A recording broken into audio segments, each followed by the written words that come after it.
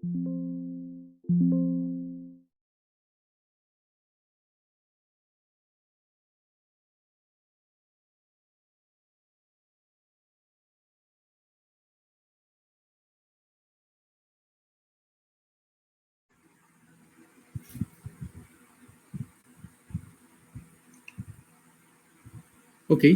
sound check.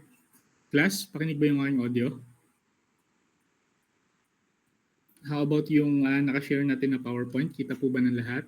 Okay lang? Okay. Sige, let's start with our class today. A few announcements lang. Next week, di ba ngayon, week 15 na tayo. And yung ating semester, so 18 weeks. Okay, so may natitira pa tayong 3 weeks, the last of which is yung sa ating final exam na. So, the next set of discussions natin, dito tapusin na natin yung ating mga discussion. Next week, tayo ay, tawag dito, face-to-face na class.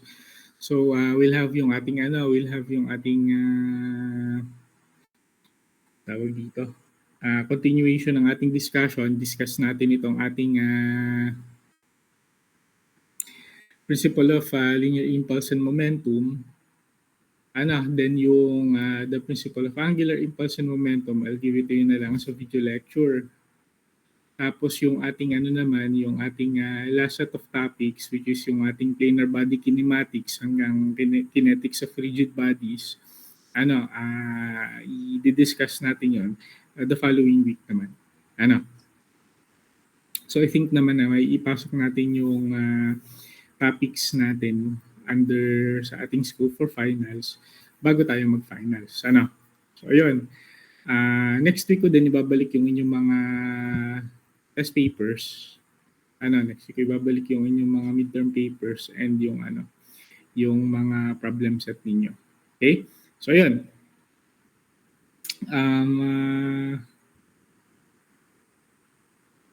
Let's continue with our discussion.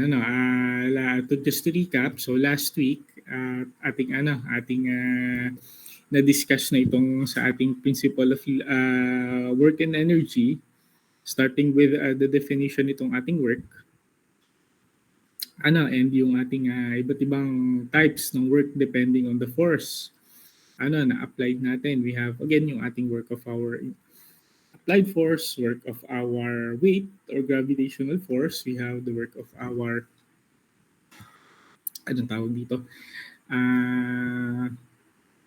frictional force, and the work of our spring force. Then after that, dinerive naman natin yung ating principle of work and energy. The equation itself natin, sabi nga natin, principle of work and energy gives us the relationship between, so yung ating forces, yung ating mass, of course, yung mass natin ngayon, hindi na siya negligible, yung ating velocity ng ating object, and lastly, yung ating distance or displacement. Kasi yun nga ang ating work is yung ating force associated with the change in position. So ngayon, having said, bukod pala doon, diniscuss din natin and dinerive din natin yung ating formula for power as well as efficiency, whereas yung ating power is the amount of work done over a specific amount of time. Yung ating in this equation from du over dt. Kaya napalabas natin yung ating after deriving yung ating equation, so meron tayo nitong ating power, which is simply force multiplied by the velocity. Kaya yung unit niya is in watts. Okay, so let's try and read so we can solve sample problem number 1. Okay, so sample problem number 1, the platform P shown in figure 14-12A has negligible mass and is tied down so that the 0.4 meter long cords keep a 1 meter long spring compressed 0.6 meters when nothing is on the platform. If a 2 kilogram block is placed on the platform and released from rest after the platform is pushed down 0.1 meter, as shown in figure 14-12b naman, determine the maximum height h the block rises in the air measured from the ground. So mapapansin niyo dito sa sa ating again, ito ay kita niyo naman from chapter 14 nung kay R.C. Hibler na libro natin. Doon natin nakuha itong example natin na to. Makikita nyo na napakaikli lang ng equation niya. What will make or break yung inyong sagot kung tama is whether you analyze properly yung mga displacement na meron tayo, particularly dito yung ating mga tawag dito deflection ng ating spring. So yun yung hindi masyadong pinakita ng malinaw dun sa solution ni R.C. Hibler. Hindi siya nag-provide ng separate na figure or schematic diagram showing the deflections natin. Kasi in hindsight, baka isipin nyo yung deflection natin, yung 0.4 tsaka 0.3. Let's not forget na dun sa ating discussion yung ating equation, yung ating mga changes in position for the spring, we always have to measure that from the neutral axis. Kaya mapapansin nyo dito, pag binasa nyo yung problem, sir, ba't ang dami namang binigay na mga measurements, ang daming mga distance na binigay, ang daming mga unit length na binigay. Paano ba namin gagamitin yon? Saan ba relevant yon? Kasi yes, meron tayo mga problem na minsan nagbibigay lang ng mga pampalito na given. This problem is not one of those problems. Lahat dito magagamit natin. May 0.4, may 0.6, mayroong 0.1 pa ulit, tapos may 1 meter. Saan natin magagamit lahat yon? O ngayon, i-drawing natin siya ng maayos para ma-identify natin ano ba yung ating mga kailangang or noteworthy na mga sinabi dito sa ating problem. Okay, so bago tayo magsimula doon, let's just first establish or atin munang isipin ano ba yung gustong mangyari nitong problem natin na to? Ano ba yung kanyang nilalayon? Right? Ano ba yung kanyang gustong mangyari para ma-picture out natin or ma-visualize natin kung ano ba yung ating tinatry na isolve. Una, meron tayo ditong platform P. Sinabi na it is of negligible mass. Ibig sabihin yung platform hindi siya kasama dito sa ating hindi siya kasama dito sa ating object in which na yun yung ating ina-analyze. Ang object natin na ina-analyze dito is the block, yung 2 kilogram block na pinatong dun sa platform natin na yun. The platform here simply is just yung ating yun lang yung sinakyan nitong ating block. At yung arrangement nga natin dito, meron tayong spring. Ang gustong mangyari dito sa ating problem na to, dun sa ating platform na yun, gusto niya gamitin yung spring force to launch yung ating block na yun vertically upward. So yung spring action nitong ating arrangement natin na to, after pushing down or compressing the spring further, pag nilet go natin yung ating arrangement na yon, having been compressed by another 0.1 meter from its original position as shown in figure A, ilalunch niya yung ating block vertically upwards. Okay. So, from that tawag dito analysis, malaman natin yun palang ating object dito na ina-analyze yung block. Ibig sabihin, kung ano man yung forces applied dun sa ating block, yun yung ating i-consider. And kung ano yung mga naging displacement nitong ating block na yun yung ating i-consider. Kasi 'di ba sabi ko sa inyo, as we've stated, yung ating spring force separate yung kanyang analysis kasi hindi mo na i-analyze kung hindi mo na i-analyze sa spring yung object natin. I-analyze mo sa work of a spring force yung spring itself and yung kanyang mga deflection. So yun, we've established na yung block yung moving object natin and yung move or yung kanyang motion is attributed to by the work of our spring. Okay? So ayun. Ngayon, let's establish then, ano yung motion nitong ating moving object in this particular problem. Yung tanong ko sa inyo, how do you think will the block be displaced in this particular problem? Anong direction siya ma-displace? Pwede nating i-type yung ating answers. Ano, para naman ngayong umaga na to ay medyo magising-gising tayo. Ano? Okay? Again, my question is, how do you think will this block, itong ating moving object, be displaced? Ano yung kanyang magiging ano? Ano yung kanyang magiging displacement? So madaling sabi. Upwards after release. Upwards. Okay, very good. Thank you for those answers. Ano? Very good. Upwards. Ano, parang anong nangyari sa kanya, it is launched, or hindi parang ano, ang nangyari sa kanya pala is it is launched vertically upwards. Ibig sabihin, o ano yung ating axis na tinatraverse nitong ating motion? The vertical axis. Ano, ibig sabihin, yung palang ating i-analyze na displacement in this case is lahat along the vertical axis. Ibig sabihin, delta y. Lahat ng ating i-analyze. Ano ba yung tinatanong sa atin dito or yung sole unknown variable na kailangan nating mahanap dito? Determine the maximum height h the block rises in the air measured from the ground. And from the figure naman natin dito, nagpakita siya kung ano yung unknown variable natin na yun. Measured from the ground, kung saan fastened yung ating spring, yun yung susukatin natin.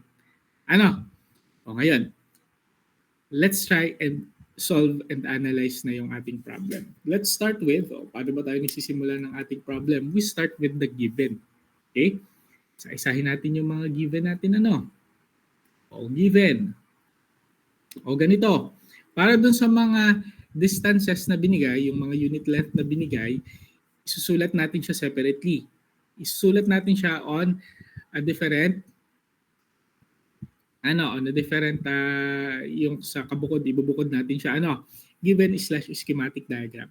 Kasi mas madaling ipakita yung mga given na yan, sa kalip na tayo ay magbibigay ng samot-sari pang variables para maipakita yon, i-drawing na lang natin siya.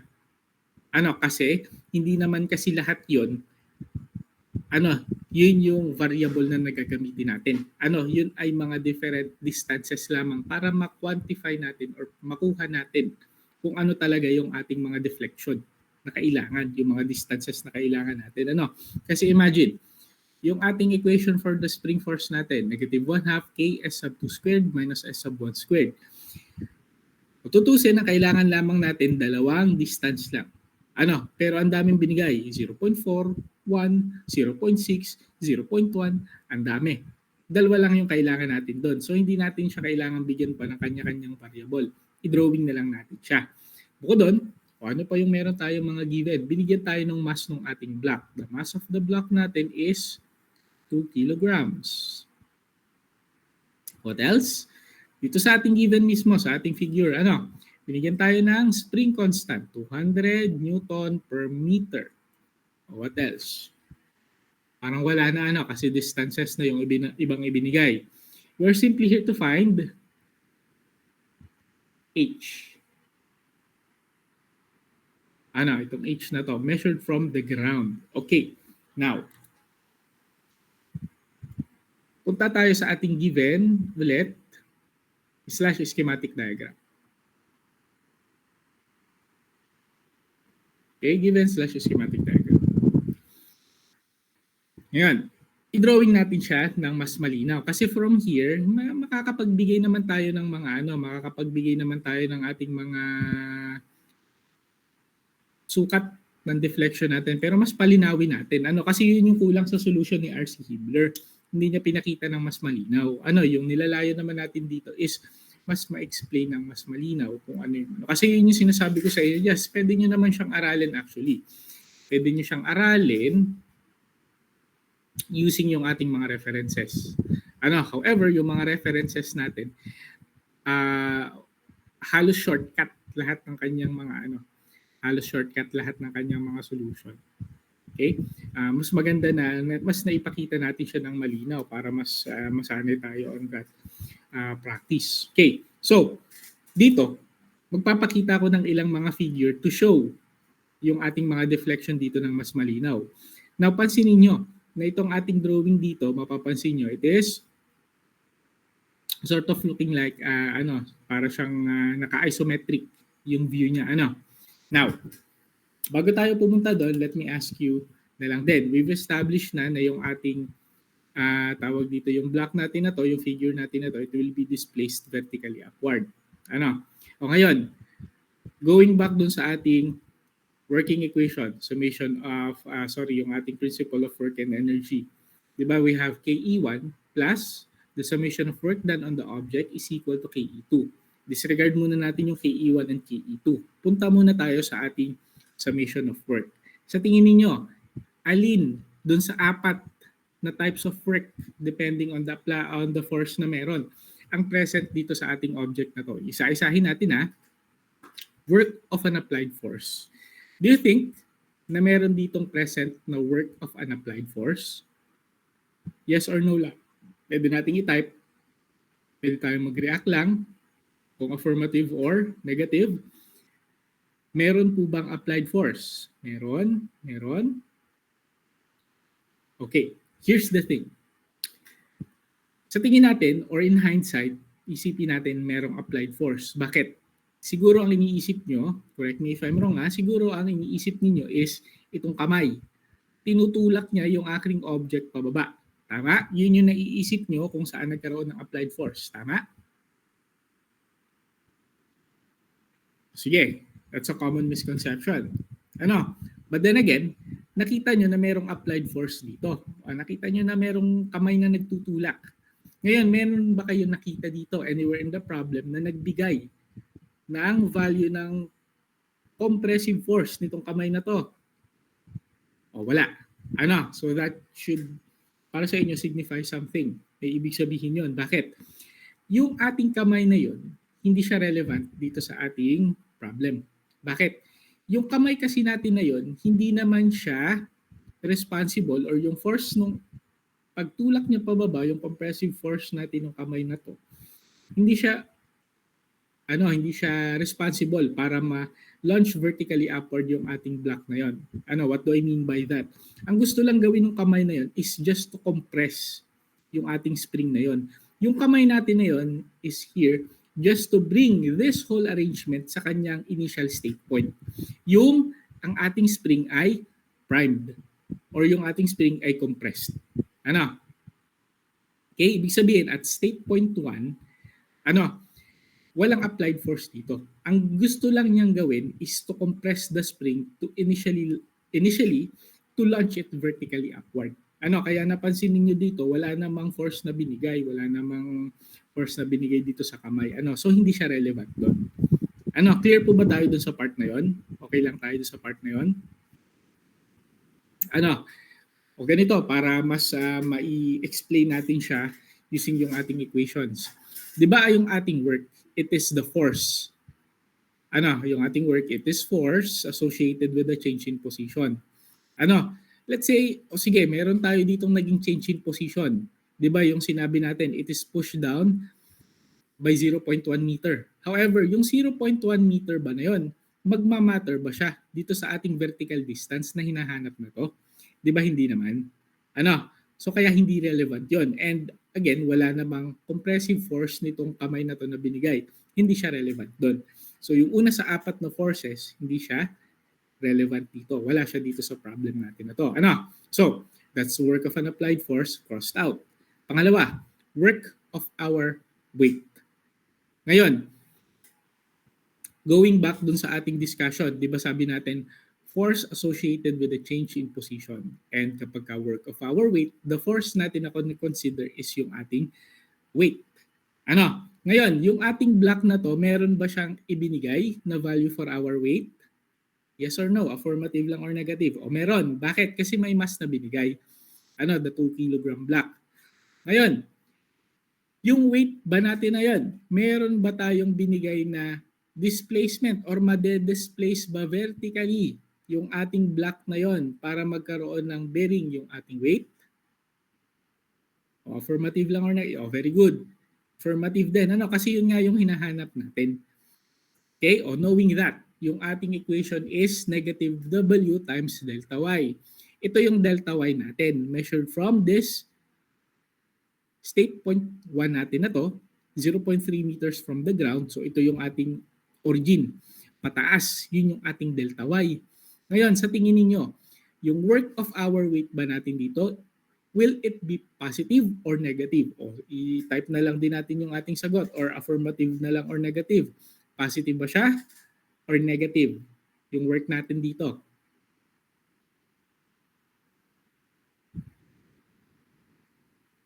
Negative. Very good. Ano? Very good ano. Negative siya. Bakit? Balikan natin yung napag-aralan natin last time, or kahit ilapat lang natin yung equation niya. This is yung ating y sub 1. Right? This is 0.3 measured from the ground. Or kung ito yung ating tawag dito gagamitin na point of origin, ito yung 0. Right?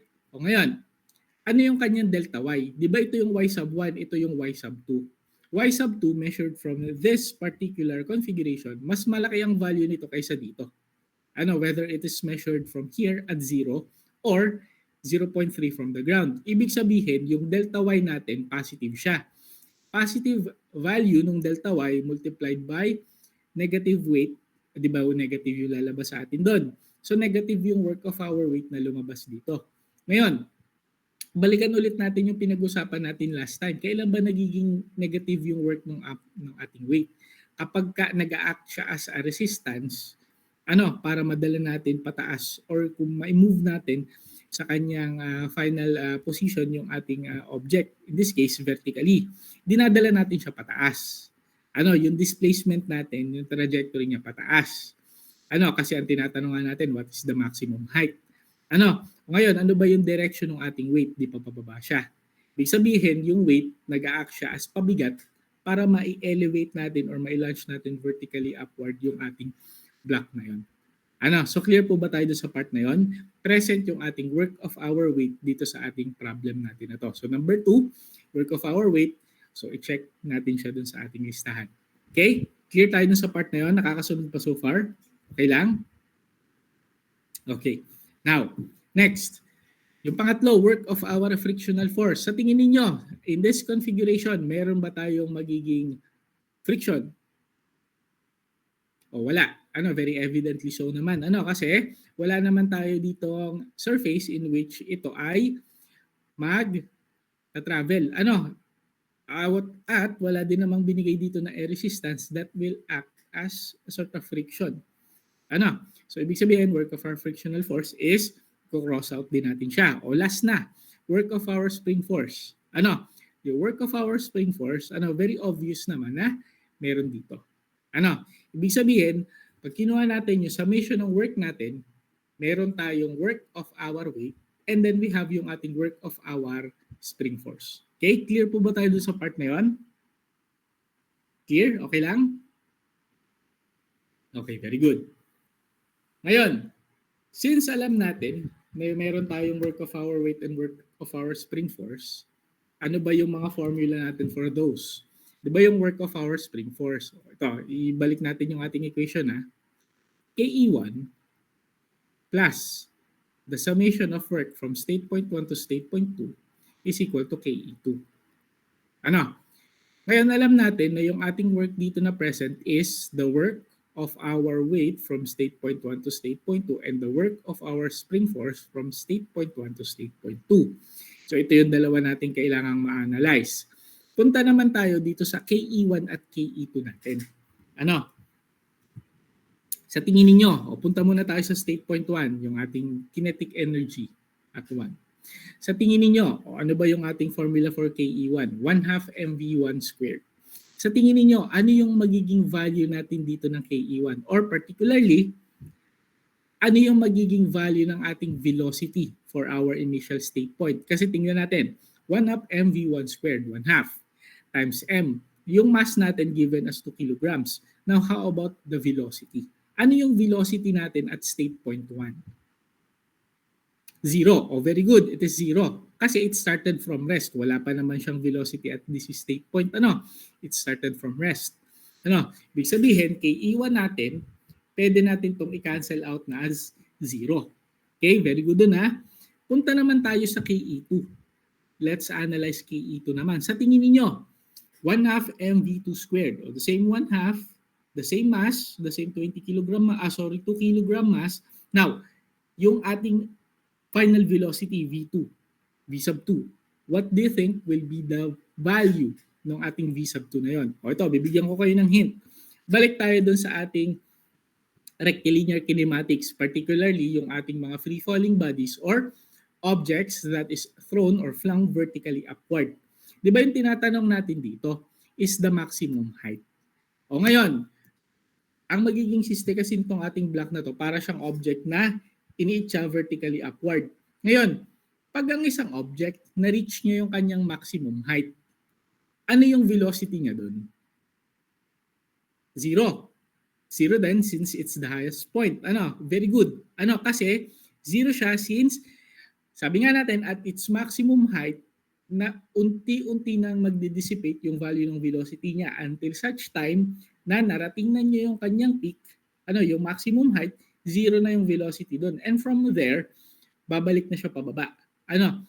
So zero. Ano yung ibig sabihin natin doon? The value of our KE2 then will be zero.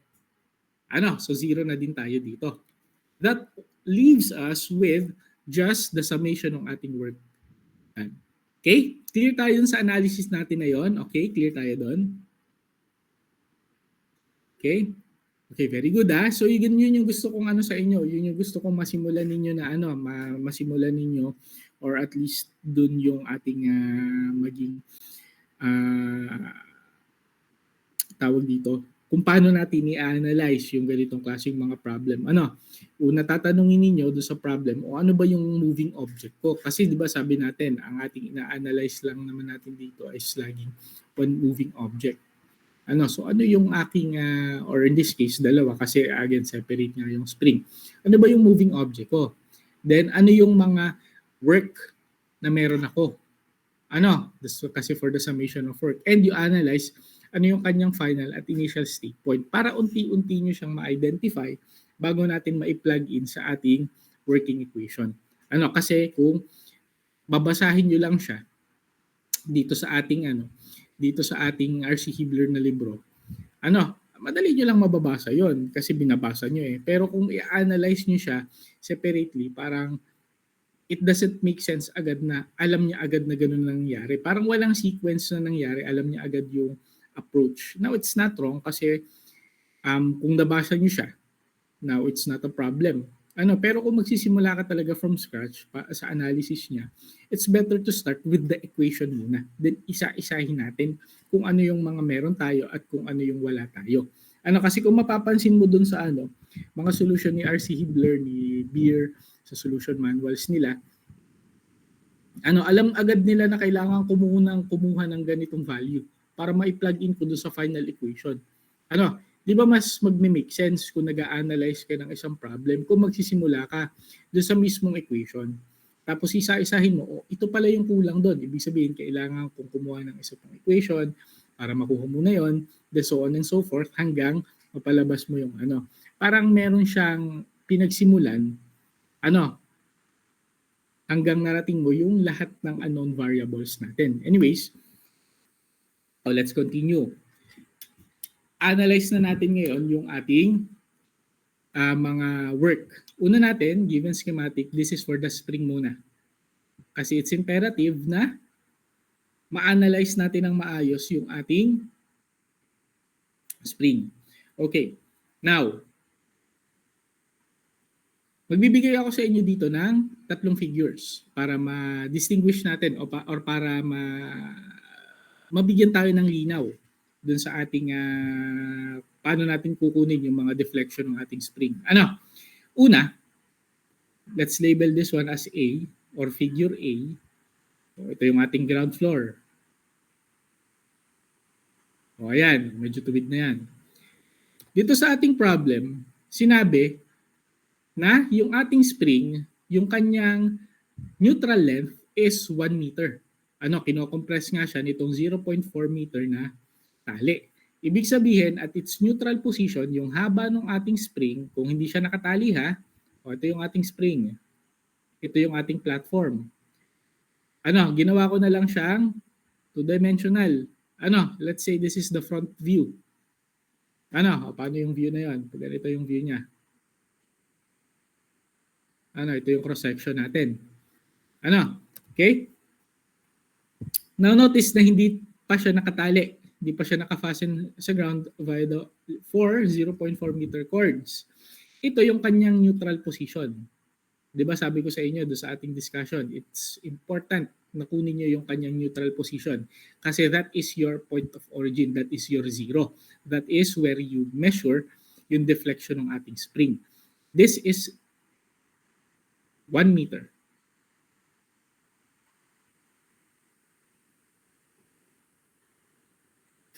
Okay, o clear naman tayo doon so far, right? Okay lang tayo doon. Very clear naman.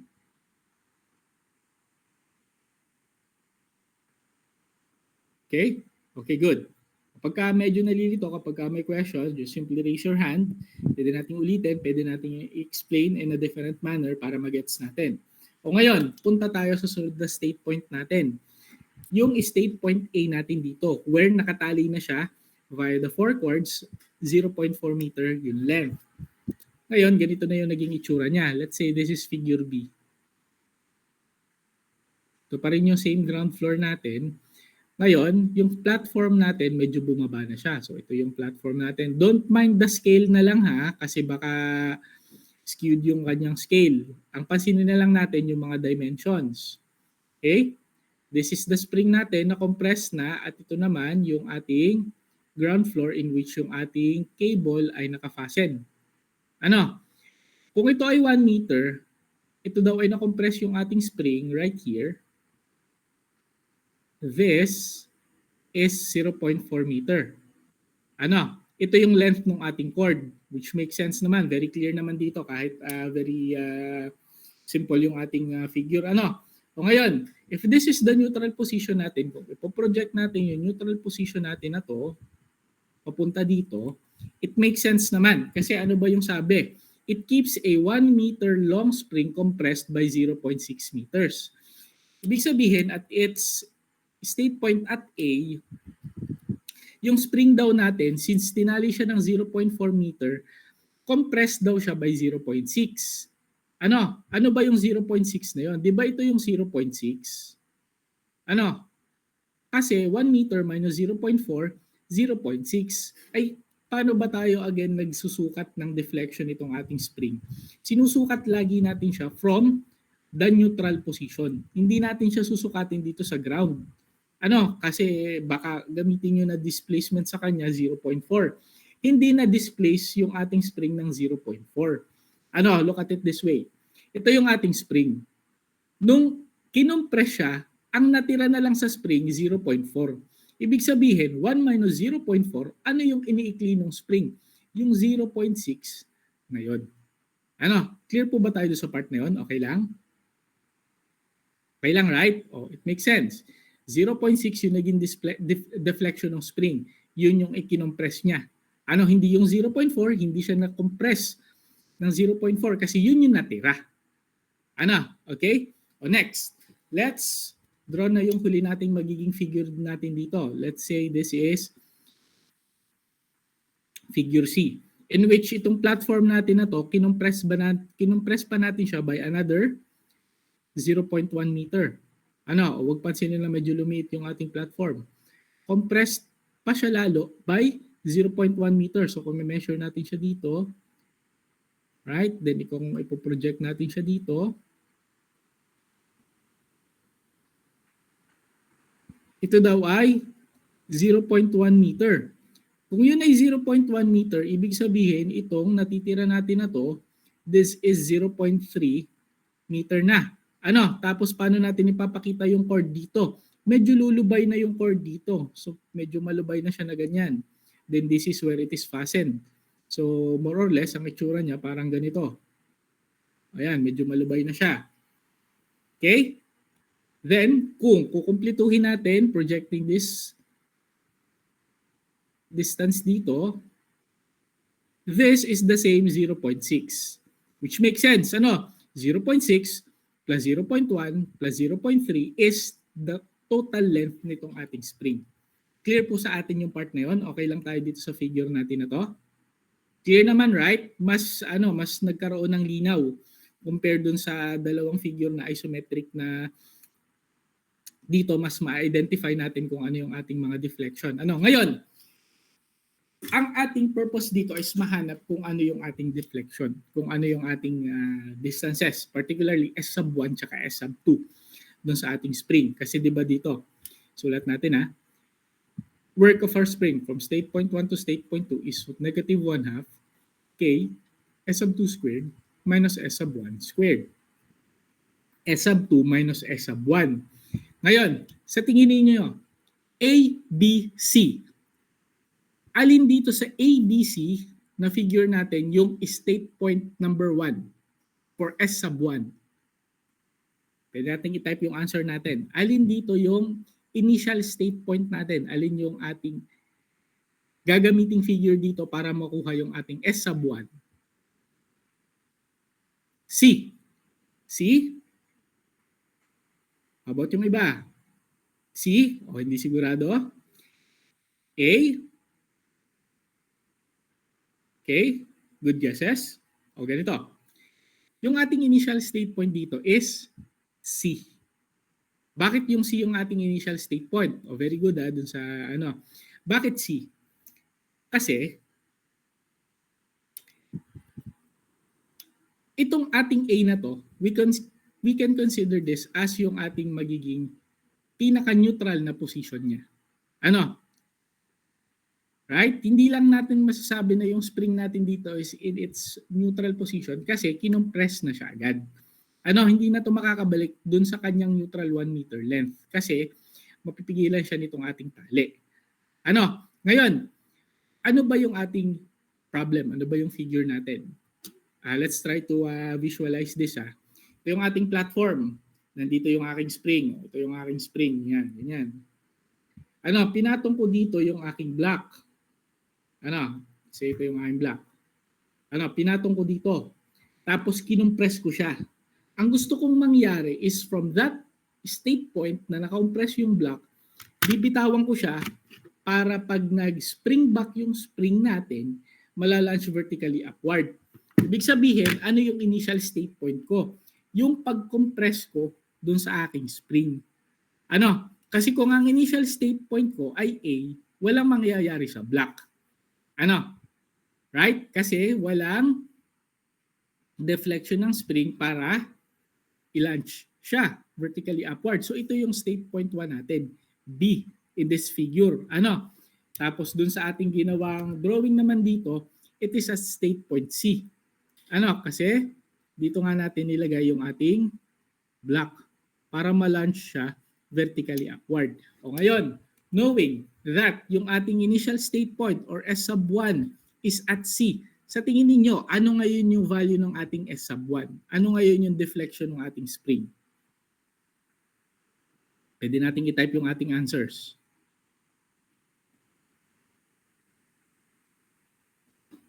.7. Oh, very good Kasi like, kagaya na sabi ko sa inyo, lagi nyo siyang i-measure from the neutral position. Ano, baka kasi this case, ang sukatin nyo sa kanya is from the ground level. That is not the case or that is not how it works. Kaya lagi nating in-establish na yung neutral position natin, that is at 0. Ano, tapos sabi ko sa inyo, regardless ng kung siya man ay positive to the positive direction or to the negative direction, yung naging deflection niya, ano, measured from that neutral position, laging absolute value yung gagamitin ninyo. Ano, bakit laging absolute value? Kasi pag in-input natin dito na negative siya, iba yung lalabas na sagot natin. Ano? It's always that laging absolute value yung ginagamit natin, no matter what. Ano? O ngayon, bakit naging 0.7 siya? How much ba yung naging deflection ng spring? Ang naging deflection niya is from here, from the neutral position, papunta dito. Ano? Kasi yun na nga lang yung natira 0.3. Ibig sabihin 0.6 plus 0.1, 0.7. So very good. Yung ating S sub 1 dito is 0.7 meters. Okay? O ngayon, now that we've established yung ating initial state point at yung ating S sub 1, looking at the set of figures ulit, alin naman dito yung state point 2 natin at saan natin kukunin yung ating S sub 2? A, B, or C? Pwede nyo ulit i-type yung ating answer. Yung ating state point number 2 is, aling figure dito? B, B, A, B? Oh, very good. Yung ating state point number 2 dito is at B. Ano? Okay. Now, yes, siguro iisipin ninyo, yung ating state point 1 is at A. Ano? Kasi sabi nga natin, pipilitin ng spring laging bumalik sa kanyang neutral position. However, yung ating figure dito, yung configuration niya, this spring will not be able to go back to its original orientation dahil nga nakatali siya. Ano, ibig sabihin, yung magiging neutral position niya in this case is kung gaano yung i-extend ng spring dahil siya ay hindered nitong ating chord na 0.4. Ibig sabihin, state point 1 natin is at C. Nung binitawan siya, hindi siya makakabalik at its original 1 meter length. Makakabalik na lang siya is hanggang sa kanyang 0.4 meter na length kasi nga siya ay nakatali. O ngayon, knowing that state point 2 ay at B. Ano ngayon yung ating magiging S sub 2 or yung deflection natin at state point 2? Pwede nating i-type ulit yung ating answer. So 0.6. Ano? Kasi again, measured from the neutral position. Okay, so pwede na nating isulat ito as 0.6 meters. O, clear tayo doon sa ating mga deflection at kung paano natin nakuha. Mas clear doon sa mga nagbasa ng R.C. Hibler na libro or nag-check nung kay R.C. Hibler na libro. O mas clear kung paano napakita yung mga deflection. Ano po? Okay lang? Okay? O good. Let's continue. O ngayon, meron na tayong figure for our spring. Ibig sabihin, check na tayo dito sa dalawa, check na din tayo dito sa ating K. Ano pa ba yung ating isang equation? Work of our weight. Di ba yung ating work of our weight is state point 1 to state point 2, negative W delta Y. O magbigay naman tayo ng figure para dito sa ating weight. Kasi sabi ko, yung pagkuha ng displacement, para dito sa ating spring, siya ay different sa kung paano natin kukunin yung ating ibang mga figures. Punta naman tayo dito. Ito naman yung ating weight. So, ito yung ating platform. This is yung ating platform. O malubay yung tali. This is our platform as its initial state point. Where it is measured from the ground level 0.3 meters. Ano ba yung mangyayari? Di ba pag binitawan natin to, mag-spring back nga siya, pabalik dito sa kanyang configuration at state point B na sinulat natin dito. Di ba ito malalaunch vertically upward?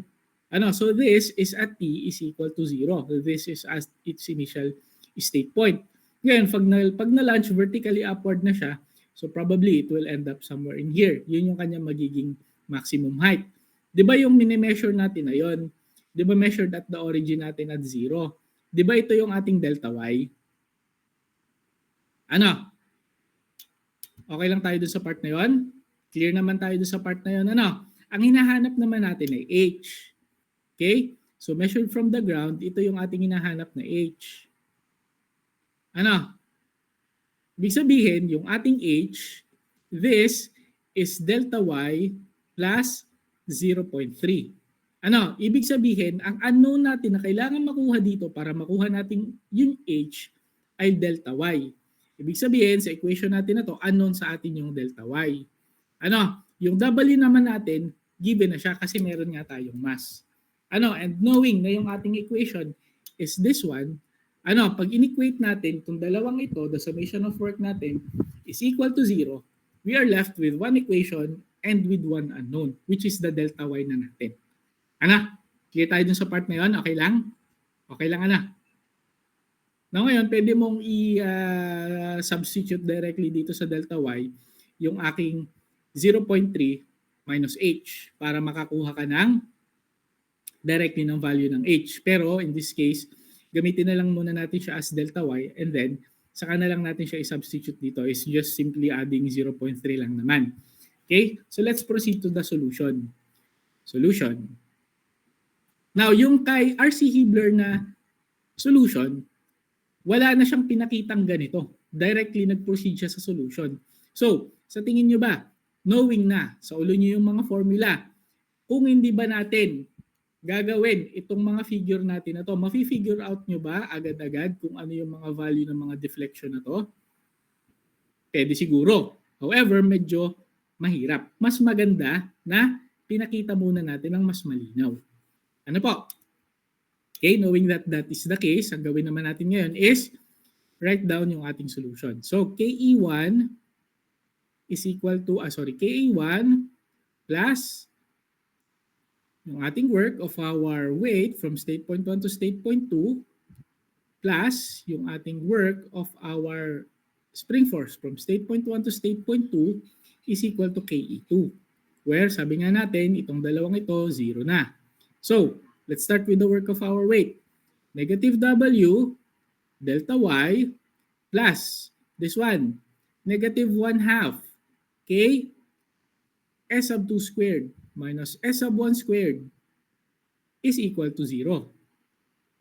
Let's try substituting values. Negative W is negative 2 kilogram, the mass, multiplied by 9.81 meter per second squared. Itong lahat na ito in Newton. Delta Y minus 1/2 times 200 Newton per meter, yung K natin kanina, multiplied by S sub 2, which is again 0.6 meter squared minus 0.7 meter squared. This is equal to 0. Ano? Ngayon, dagdag lang tayo ng konti dito sa ating spring na to. Ano? Yung work of our spring in this case, magiging positive siya. Positive work. Ano? In which yung laging nagiging consideration naman niya or laging nagiging kanyang kung anumang type ng work yun, kung positive or negative, more often than not, or if not all of the time, lagi siyang positive. Ano? Paano nga po ba natin na kukuha kung positive siya or negative? Para maging positive work yung ating work of our spring, yung ating S sub 2 minus S sub 1 should have a negative value. Para negative times negative ay positive. It will always happen, or as much as far as the problems na na-encounter ko, laging positive yung work ng spring. Now, the explanation that I can give para doon is, yung ating S sub 2 minus S sub 1, lagi siyang positive, lagi siyang negative. Ano, it will always happen na yung S sub 1, mas malaki yung value kaysa sa S sub 2. Bakit ganon? Ano ba yung tendency ulit ng ating spring? Pag kinumpress natin siya, lalayo siya dun sa kanyang neutral position. Ibig sabihin, yung S sub 2, yung S sub 1 natin, di itong value na to.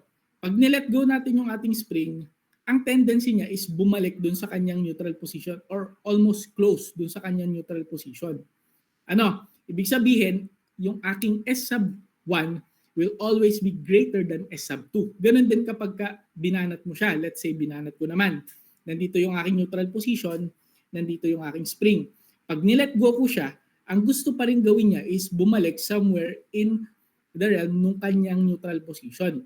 Ibig sabihin, laging mas malaki yung value ng S sub 1 sa S sub 2, which will always yield a negative value. Therefore, yung ating work of our spring, lagi siyang positive. Ano? So, lagi po natin yung i-consider din. Hindi ako naka-encounter pa ng problem sa mga example na tinignan natin na yung ating work of our spring is negative, which again, makes sense. Ano po? Clear po tayo doon sa part na yun? Okay lang? Okay tayo doon sa part na yun? Okay lang, ano? Kasi yung ating problem na yun is, ang gusto nating gawin ay yung ating spring ay ma-launch, kagaya in this case, vertically upward, or ma-launch horizontally yung ating block. Ano? Not unless yung ating problem, which yung naiisip ko lang na ibang configuration nun is, kung yung spring, ang gagawin naman ng ating spring is, kung in motion na yung ating object, kung yung spring yung sasalo, to dampen yung motion or para i-dissipate yung motion yung ating object. Hindi naman ako naka-encounter pa ng ganung problem. Huwag kayong mag-alala. Hindi naman ako magbibigay ng ganung klaseng problem. Hindi naman ako nagbibigay sa inyo ng problem na hindi natin na-solve. But, if na-pique yung curiosity nyo doon, pwede kayong mag-try na mag-search ng ganong klaseng problem. Kasi baka na-curious kayo, paano nga kapag ka ganun yung case? Kasi di ba, yung work natin is positive kapag nadala natin on a positive displacement yung ating object. Ay paano kapag yung displacement ng ating object, ibabalik natin siya? Ay di ba yung ating spring, pag dinampen yung motion ni yung ating isang object, o di madadampen niya, tapos ibabalik niya para ma-dissipate yung motion. Hindi ba na iba yun dun sa ating general consensus or yun sa what we know so far? Again, kung na-pique yung curiosity niyo dyan, you can try and search for such problems. Pero ako so far, hindi ako naka-encounter ng ganun. Just so you know lang. Okay? So, continuing. So, from here, meron tayong isang equation with one unknown. So, from here, pwede na natin siyang i-solve. Ano po? So, let's try and solve. Transpose ko na lang ito pa kabila and then i-divide ko by this one. So, delta y is equal to negative 1/2, 200 Newton per meter, 0.6 meter squared minus 0.7 meter squared all over, wala na itong positive kasi tinranspose ko na, all over negative 2 kilogram multiplied by 9.81 meter per second squared. Unit analysis tayo. Newton meter times meter squared times 1 over Newton. Kasi di ba all of this is kilogram meter per second squared Newton. Cancel, cancel, cancel, cancel. We're left with unit distance, which is yung hinahanap natin, delta y. Pakalkyo naman po ako. Kalkyo po natin yung ating sagot. Para ma-practice tayo kung pare-parehas yung mapapalabas natin. Here's here's a bit of advice. Kapag ka nagkakalkyo tayo, itry ninyo na i-practice si calcu. Bakit? From what I've checked dun sa ating mga midterm exam, merong mga nagkakamali dun sa pag-i-input sa calculator. Tama lahat ng given. Pero yung lumabas dun sa sagot, iba. Nakakapagtaka. Bakit naging ganun? Yun, kita nyo, iba-iba yung mga napapalabas natin na sagot. Right? I-check natin. Bakit ko nasabi yun? Doon sa ating exam, particularly number 2, yung kailangan ninyong gumamit ng quadratic formula, iba-iba yung lumabas na hindi naman iba-iba yung lumabas na sagot. Merong nagsagot doon na tama naman lahat ng mga values. However, yung lumabas na sagot 40 is different. Hindi ko alam kung ginamit manually yung ating formula or gumamit ng yung function sa calculator, pero lumabas niya iba. So sayang. Kasi tama naman yung buong process niya, nagkamali lang siya sa pagkuha ng time. Di ba yun yung kailangan yung unang kuhanin? Kailangan yung kunin yung time bago kayo makakuha ng distance, bago kayo makakuha ng final velocity. Ay doon pa lang nagkamali na siya. Ibig sabihin, yung dependent variable na yon, sunod-sunod mali na yung kanyang mga nakuha. Nagbigay naman ako ng partial points. I think nag-omit lang or nag-deduct lang ako ng counting points. Kasi overall tama naman. However, yun nga, kailangan i-practice din natin. Kagaya niyan, medyo iba-iba yung lumabas natin na sagot. Kailangan i-practice natin na mapapare-parehas yung napapalabas natin. Ako, itatype ko. Kailangan lalabas dyan 0.66. So, itatype ko. 0.5 times 200 times o parenthesis. 0.6 squared minus 0.7 squared close parenthesis times negative 2 times 9.81. Yung lumabas ko, 0.662, so on and so forth, yun yung ating sagot. Okay? How about yung iba? Ganun din ba yung napalabas? I hope na kayo ay nagkakalki din kasi ayokong dumating kayo dun sa ganitong punto na tama-tama yung inyong process, yung buong solution, yung inyong tawag dito, yung inyong proseso, tama lahat. Kaso nga, may misinput kayo or baka nagkamali kayo ng type, nagkamali dun sa sagot. Nagbibigay naman ako ng consideration sa ganun. However, hindi pwedeng ganun yung ating approach. Kailangan precise tayo. Ano? At kung ang ating magiging pagkakamali ay yung ating pag-i-input sa calculator, nakakalungkot yun. Nakakahinayang yun kapag gano'n. Okay? So, 0.66258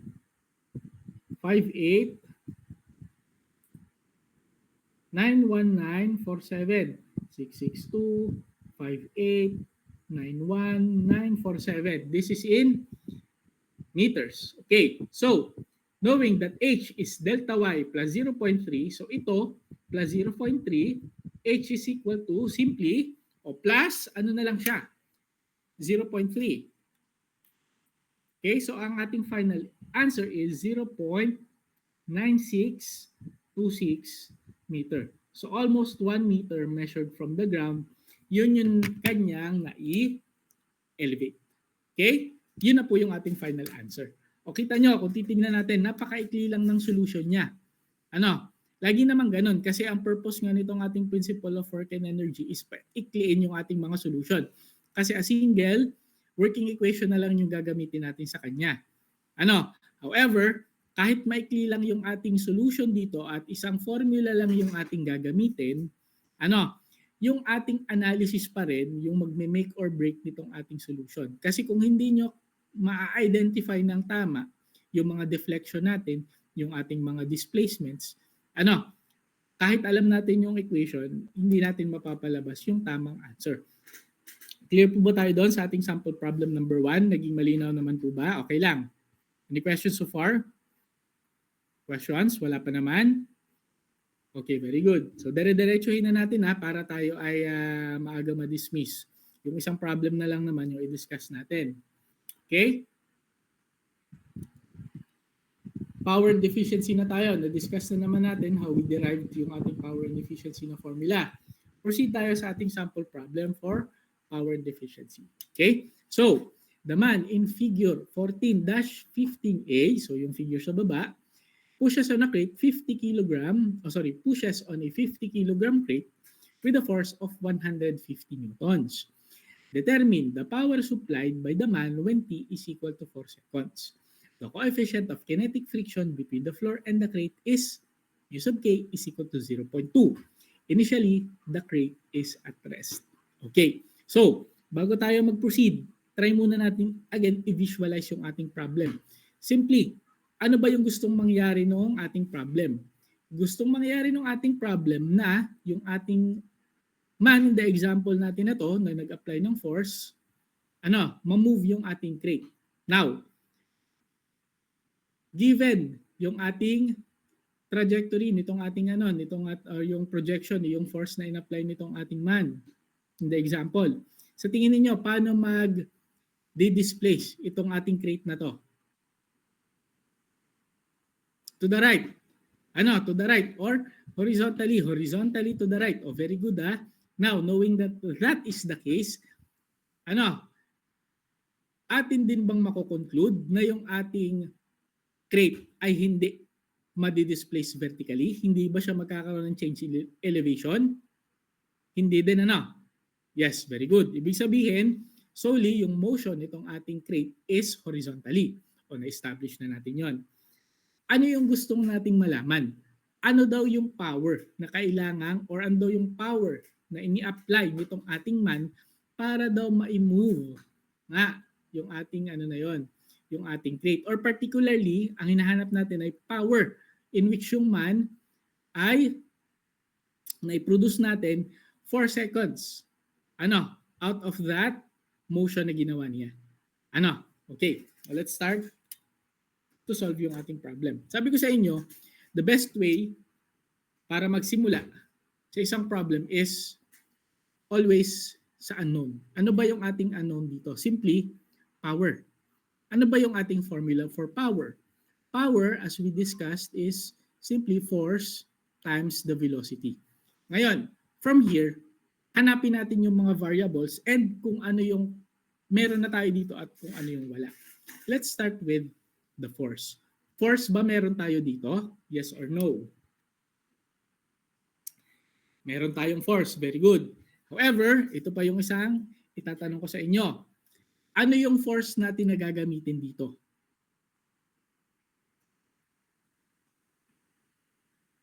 Now, we've established na yung ating motion dito is along the horizontal axis lang. Ba? Ayun, very good. Nakuha natin, natumbok natin yung sagot. Very good, Mr. Santos. Ano? F sub x. Bakit? Referring back dito sa ating Newton's second law of motion, yung summation ng F is equal to ma.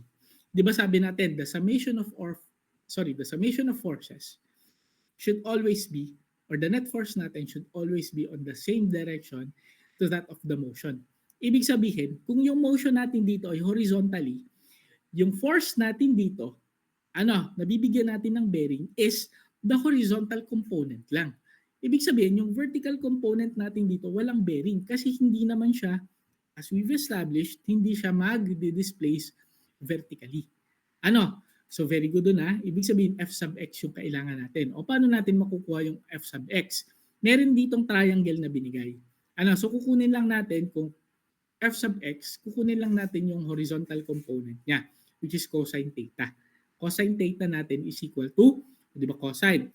That is the adjacent side over the hypotenuse. So that is 4 over 5. Siguro hindi kita, drawing natin na mas malaki yung triangle na yun mamaya.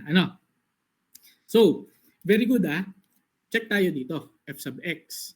Now, yung velocity, wala pa tayong alam dito. Okay, now, from the figure na meron tayo dito or from the given values na meron tayo dito, sa tingin niyo paano tayo makakakuha ng velocity? Let's refer back dun sa ating unang mga naging discussion. Paano tayo kukuha ng velocity? Na binigyan tayo ng time. Velocity, time. Kung babalik tayo sa ating mga kinematic equations, di ba meron tayo nitong ating velocity as a function of time? Naalala po ba natin yon? O isulat natin yon. Di ba yung velocity as a function of time, velocity as a function of position, position as a function of time. Yung ating velocity as a function of time is v sub f, yung sabi ko dapat sa ulo nyo, is equal to v sub o plus a sub ct. Ngayon, meron tayo ditong time. The 4 seconds natin. Ano pa yung meron tayo dyan? Ito kasi yung ating hinahanap, yung v sub f na ito yon. Okay? Ngayon, let's analyze what we have so far. Meron tayong time. Acceleration, meron na ba tayo readily available? Wala pa. So isosolve natin yon. Masosolve natin siya using Newton's second law of motion. Kasi involved na tayo ng forces. Okay, so anon pa sa atin ito. Okay, how about the initial velocity natin? Ano yung value natin ng ating initial velocity? 0 at rest. Very good. Sabi ko nga sa inyo, yung subtle hints dito sa ating problem, kailangan na pipick up nyo. And the final statement dito na sinabi sa ating problem, initially, the crate is at rest. And knowing na kapag ka-at rest yung ating isang object, the velocity niya is 0, maka-cancel out natin to. 0. So it's just a matter of acquiring lang muna yung ating acceleration constant, or in this case, a sub x, kasi ang hinahanap natin is the velocity as well as the acceleration along the horizontal. Okay, clear tayo doon sa part na yon? So meron na tayong clear ngayon, meron tayong ngayong clear na trajectory, or meron tayong kumbaga na layout na plan sa kung paano natin isosolve yung ating problem. Kasi doon sa mga solution, mapapansin nyo, alam nyo agad na kailangan muna natin kumuha ng velocity. Para solve ito. Which I don't think makes a lot of sense, not unless nabasa nyo na yung problem initially. Kung mag-i-start kayo from scratch, I think it makes more sense kung inisa-isa nyo kung ano yung kulang. Kung alam nyo agad na kailangan isolve ito, parang yung parang alam nyo na siya agad. I don't know if it makes sense sa inyo kung ganong pero that's how I like to approach yung ating mga problem kahit alam ko na siya. Itatry ko siyang i-approach as if hindi ko pa rin alam yung problem or hindi ko pa rin nabasa. Yes, nabasa ko na siya. Pero hindi ko ibibigay sa inyo yung approach na ito agad yung kukunin nyo. Magsimula tayo so kung ano yung what we have so far and what we need to determine to arrive to that. Does that make sense sa inyo? Okay lang ba yung ganung ano? So ganun sana yung ating ano para mas I think in that way mas ano ba tawag dito? Mas na-analyze natin ng maayos yung ating approach or yung approach natin is mas tawag dito may procedure tayo na nasusunod. Okay? Next. Knowing that is the case, let's start and solve na yung ating problem. Let's start first with our given. Given. Meron tayong mass, 50 kg. What else? Binigyan tayo ng force na 150 Newton. Binigyan tayo ng time na 4 seconds and binigyan tayo ng coefficient of kinetic friction, meaning to say, this surface right here is a rough surface. Binigyan tayo ng coefficient of kinetic friction na, 0.2, 0.2 kasi unitless, okay? And we need to find simply power. Okay, now, punta naman ngayon tayo sa ating schematic diagram. Knowing na kailangan natin kumuha ng acceleration, kuha tayo ngayon ng FBD. Kasi para makuha natin yung acceleration natin na to, gagamitin natin yung the summation of forces is equal to the mass times the acceleration. Check tayo dito, the summation of forces, quantify natin siya dito, kailangan lang natin kumuha ng ating FBD. Para makuha itong ating na to. So this is from the FBD natin. Hindi siya readily given, kailangan muna nating FBD nga or makuha yung ating free body diagram. Okay, so for that, palitan natin ng kulay para medyo ma-distinguish natin. Unahin natin with yung sa alam natin so far. Meron tayong force. Yung force natin dito, so projected natin siya.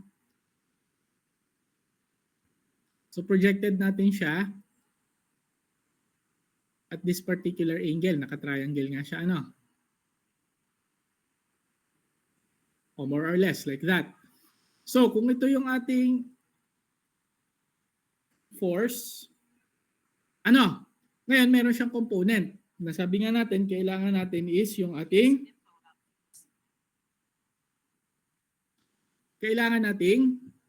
makuha yung kanyang horizontal at vertical component. So kung ito yung resultant force natin, 150 Newton F, ito yung kanyang dalawang components. Merong isang pababa, F sub Y, tapos merong isang pakanan, F sub X. So okay na tayo doon in terms of our, tawag dito itong ating force and its components. Ngayon, ano pa yung meron sa atin dito? Meron tayong mass, ibig sabihin meron tayong weight. Meron tayong weight. Kung meron tayong weight, yung ating Newton's third law of motion, kapag meron tayong force, meron tayong equal but opposite reaction force. So meron tayo ditong normal force.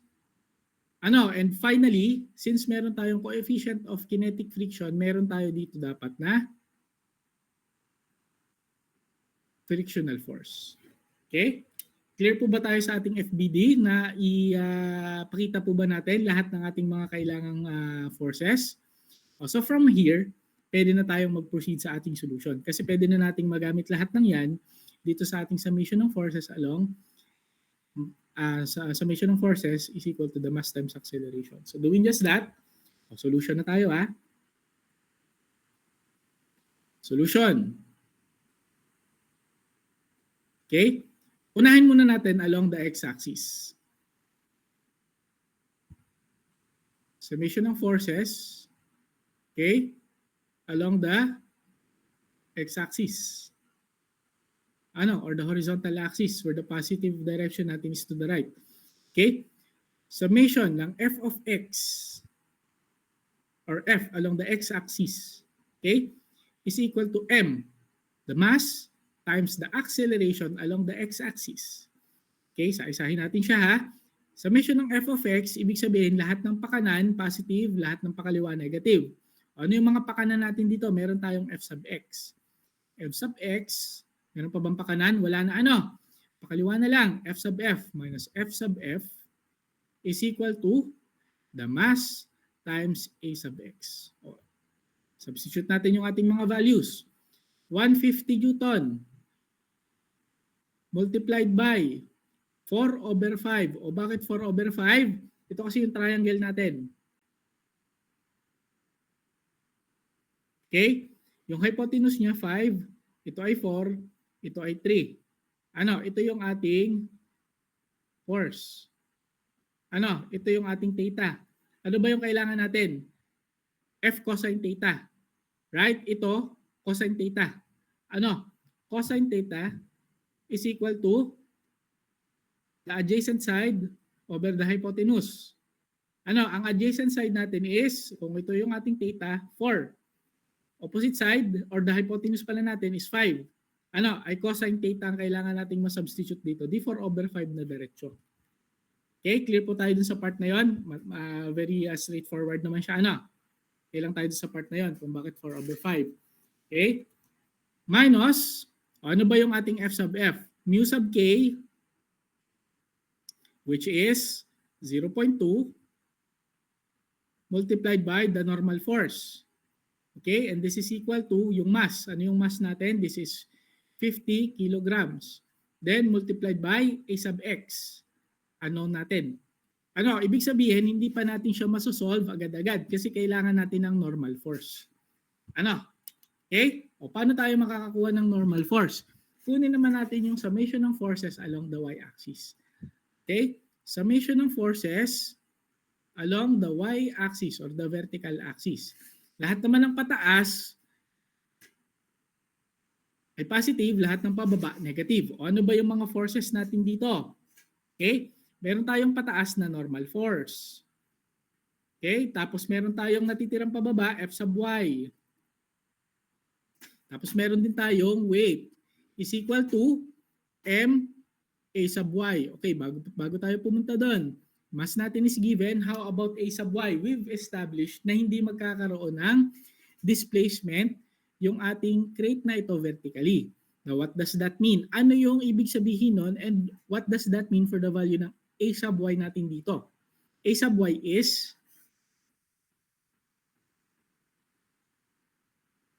0. Very good. Kasi hindi nga siya madi-displace vertically. So wala siyang acceleration along the y-axis. So we can cancel this one out. Ibig sabihin, lahat ng pataas is equal sa lahat ng pababa. Okay? O continuing ha, mangyayari dito, n is equal to f sub y plus w. Okay?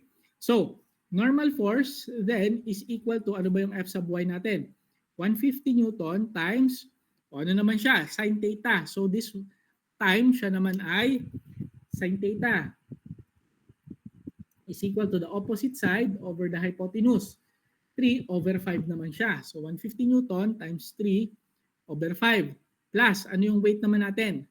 The 50 kilogram multiplied by 9.81 meter per second squared given as the unit for Newton or the unit for force Newton. Normal force natin is, o pakikalki ulit natin para pare-parehas tayo na mapalabas. Tapos, type natin yung ating sagot. 150 times 3 over 5 plus 50 times 9.81.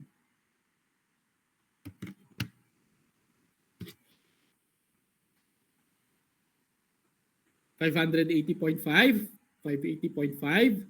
Exact value ano, hindi mahaba yung kanyang decimal. So, 580.5 Newton. Meron na tayong value nitong ating normal force na may isa-substitute dito. Therefore, makukuha na natin yung a sub x. Okay?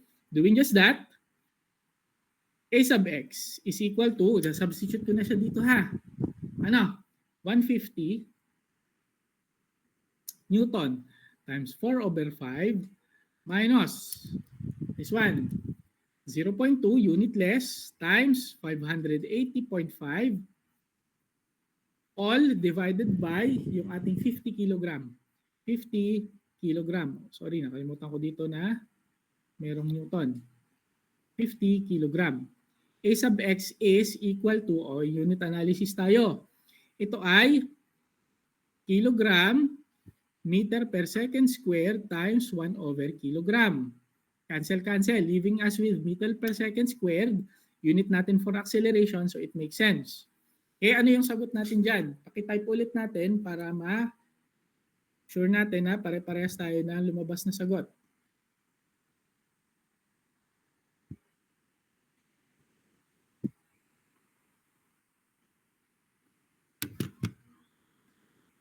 .0.078, hindi din mahaba yung kanyang decimal place, ano? 0.078 meter per second squared. O meron na tayong acceleration. Pwede na nating makuha ngayon yung ating velocity. Velocity at t is equal to 4 seconds is equal to v sub o, which is 0, plus 0.078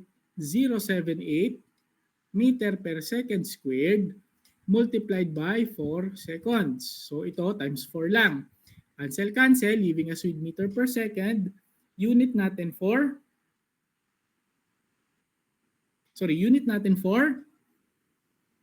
velocity. V at t is equal to 4 seconds is equal to, simply times 4 lang siya. Times 4. Ang sagot naman natin ay 0.312. O pare-parehas tayo. Hindi din mahaba yung decimal places niya, no? 0.312 meter per second. O meron na tayo ngayong velocity to substitute doon sa ating formula for power, which is, nasan yun? This one. Okay? P is equal to, again, horizontal component, 150 Newton times 4 over 5, F sub x kasi ito, times 0.312 meter per second. Unit analysis. Newton meter per second, joule per second, watts. Unit natin for power. Ano? P is equal to 150 times 4 over 5 times 0.312. Ano ngayon yung ating final answer? 37.44 watts. Ibig sabihin, dun sa time na 4 seconds into the motion, nag-generate yung ating man in the example ng 37.44 watts pushing that 50 kilogram crate. Okay? Clear po tayo doon sa part na yon? Okay lang? Malinaw naman po yung naging flow ng solution natin. Ano? Okay lang? Okay lang. Okay, good. O ngayon, 8:36, time check. Mag-dismiss na lang tayo na maaga, at mabibiti na lang tayo kapag next week, face-to-face tayo. So tawag dito. Kukontinue natin yung ating discussion. Continue natin yung discussion natin with yung ating principle of linear impulse and momentum. Okay? And again, next week, ibabalik yung inyong mga exams and problem sets. Okay? Any questions relating dito sa ating mga na-discuss? Mr. Treasurer, yung yung naulit nyo na palabis na na-remit na is ibabalik ko na lang. Isusunod ko na lang siya. Okay? Paki-forward na lang ako ng number na pagbabalikan ko. So, ano pa ba? Wala pa naman tayong announcement so far. So, ayun na lang. Kung wala na tayong questions, and tawag dito. Thank you for listening. Okay? Tutuloy natin yung discussion natin next week. And okay na muna tayo for today. So, pwede na tayo munang ma-dismiss. Thank you po. Thank you po, sir.